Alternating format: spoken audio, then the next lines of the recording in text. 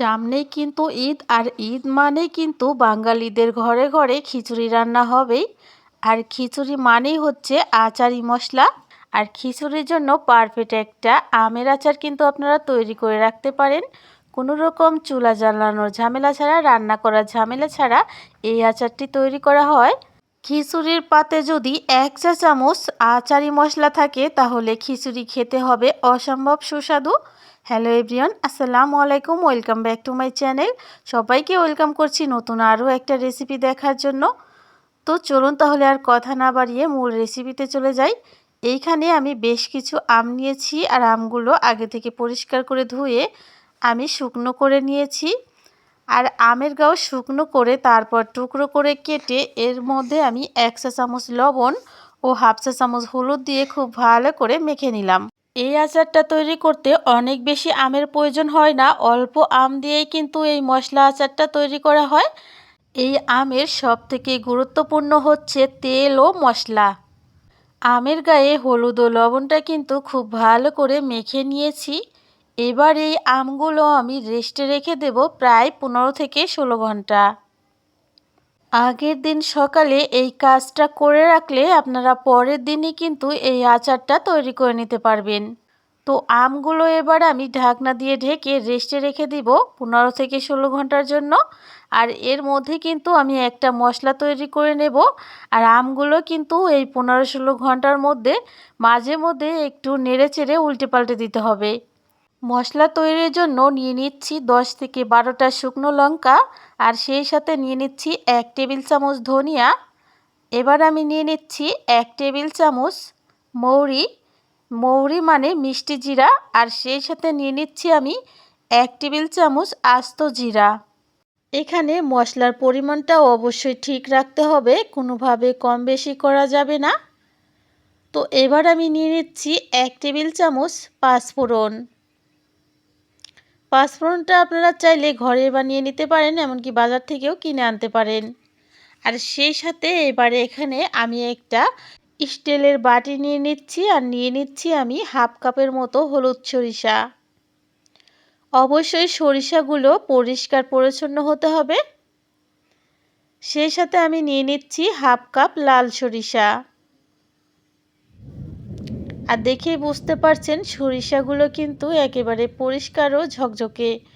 সবগুলো মশলাই কিন্তু পরিষ্কার থাকতে হবে, ময়লা থাকলে হবে না। এবার এই মশলাগুলো আমি ভেজে নিব, আর কখন কোন মশলাটা অ্যাড করতে হবে সেটাও কিন্তু জানতে হবে।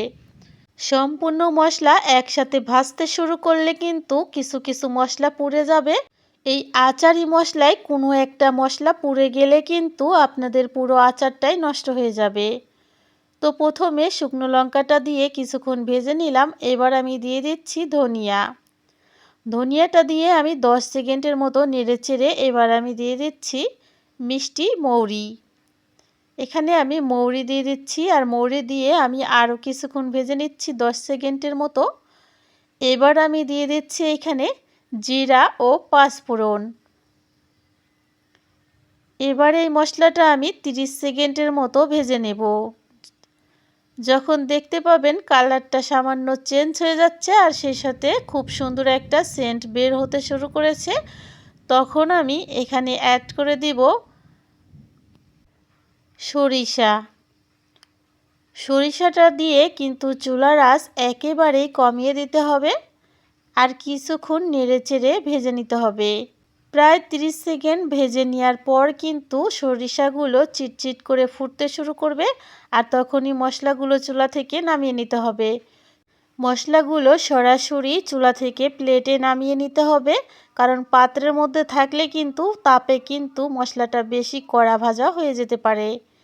এবার মশলাটা কিছুটা ঠান্ডা করে নিয়ে মিক্সিং জারের মধ্যে দিয়ে দিতে হবে।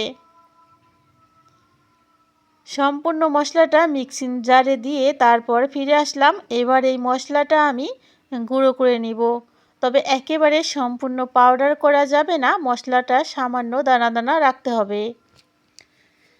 আমি আপনাদের খুব কাছ থেকে দেখিয়ে দিচ্ছি, এই মশলাটা কিন্তু কিছুটা দানা দানা রয়েছে। এবার আমি চলে যাচ্ছি পরবর্তী স্টেপে। ফিরে এসেছি প্রায় 15 থেকে 16 ঘন্টা পর। আমগুলো দেখে বুঝতে পারছেন আমগুলো কিন্তু আগের তুলনা অনেকটা নরম হয়ে গেছে আর আম থেকে কিন্তু অনেকটা পানি বের হয়েছে। আর কি পরিমাণ আমগুলো নরম হয়েছে আমি আপনাকে কাছ থেকে দেখিয়ে দিচ্ছি। ঠিক আমগুলো কিন্তু ঠিক এমনই হবে। এবারে আমি এই আমগুলো একটা চালনির উপরে আমি দিয়ে দিচ্ছি পানিটা ঝরিয়ে নেওয়ার জন্য। চালনির উপরে আমি সম্পূর্ণ আমগুলো ঢেলে পানিটা ঝরিয়ে নিয়ে তারপর ফিরে আসলাম। এবারে আমি দেখিয়ে দিচ্ছি কতটা পানি বের হয়েছে। এই পানিটা আপনারা ফেলে না দিয়ে গরু, ছাগল কিংবা মুরগির খাবারে ব্যবহার করতে পারেন। এবার আমি একটা কুলা নিয়ে নিচ্ছি প্লাস্টিকের। এই কুলার মধ্যে আমি সম্পূর্ণ আমটা ছড়িয়ে দেব।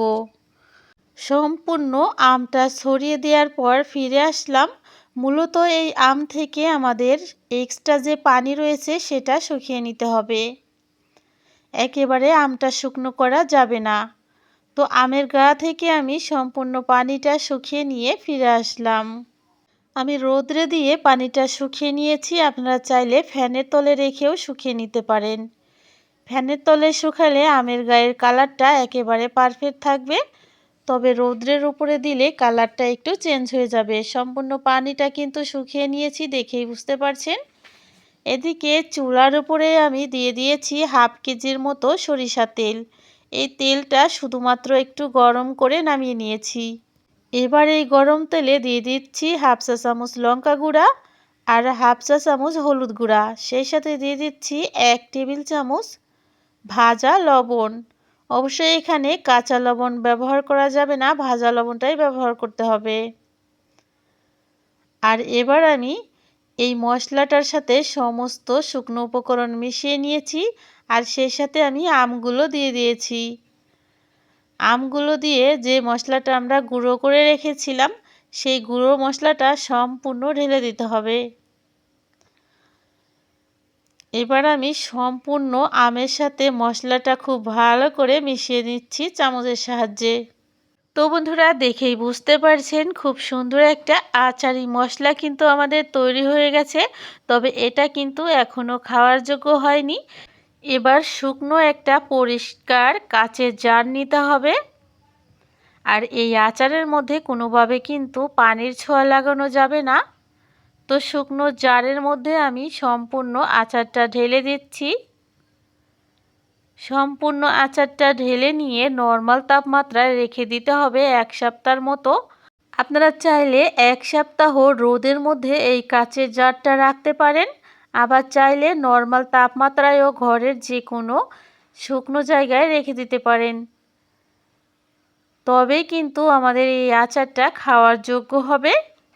এই আচারটা যত দিন যাবে তত বেশি সুস্বাদু হবে আর যত বেশি পুরনো হবে তত বেশি খেতে ভালো লাগবে। আর আচারটা সারা বছর রোদের ঝামেলা ছাড়া ভালো রাখার জন্য হাফ কাপ ভিনেগার ও 1 টেবিল চামচ লবণ দিয়ে দিচ্ছি। আর লবণটা এখানে একটু কম মনে হয়েছিল, আমি আরও একটু অ্যাড করে দিলাম। আপনারা চাইলে এই মশলা দিয়ে মুড়ি মেখে খেতে পারেন, খিচুড়ির সাথে খেতে পারেন, অসম্ভব সুস্বাদু হয়।